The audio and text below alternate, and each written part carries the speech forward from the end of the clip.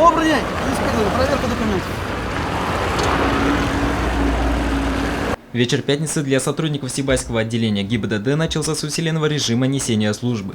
Несколько нарядов ДПС активно патрулировали город и близлежащие поселки. Проверке подверглись все водители и транспортные средства, попавшие в поле зрения.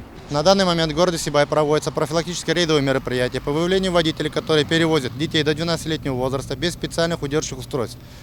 Также проводятся мероприятия по выявлению водителей, которые не оплатили административные штрафы, предусмотренный законом срок, то есть операция «Должник».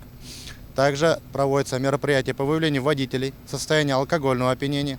В результате профилактических мероприятий за сутки инспекторами дорожно-патрульной службы было проверено более 150 транспортных средств и выявлено около 40 нарушений правил дорожного движения, то есть практически на каждого третьего остановленного водителя выписывался административный протокол.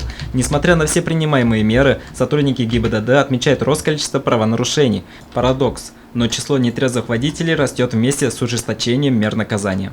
В ходе данного мероприятия выявлено 15 административных правонарушений по перевозке детей без специальных удерживающих устройств.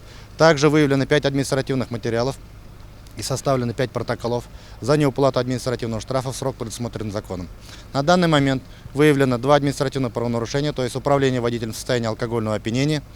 Рейдовое мероприятие продолжается. Нетрезвый водитель не только нарушитель закона, но и реальная угроза на дороге для всех участников движения. По данным госавтоинспекции, управление транспортным средством в состоянии алкогольного опьянения является одной из основных причин дорожно-транспортных происшествий и часто с летальным исходом. Водители, которых останавливал дорожный патруль на улицах города в рамках рейда, все как один утверждали, что держат ситуацию под контролем, тогда как их состояние и внешний вид явно свидетельствовали об обратном. Инспекторы ГИБДД призывают автолюбителей, пассажиров и пешеходов не оставаться равнодушными к ситуации на дорогах. В случаях, когда налицо факт нарушения ПДД, необходимо сообщить об этом в дежурную часть, полиции, либо ближайшему экипажу ДПС. Данил Алибаев, Алик Кадыров, Любовь Карпова, телекомпания СТВ.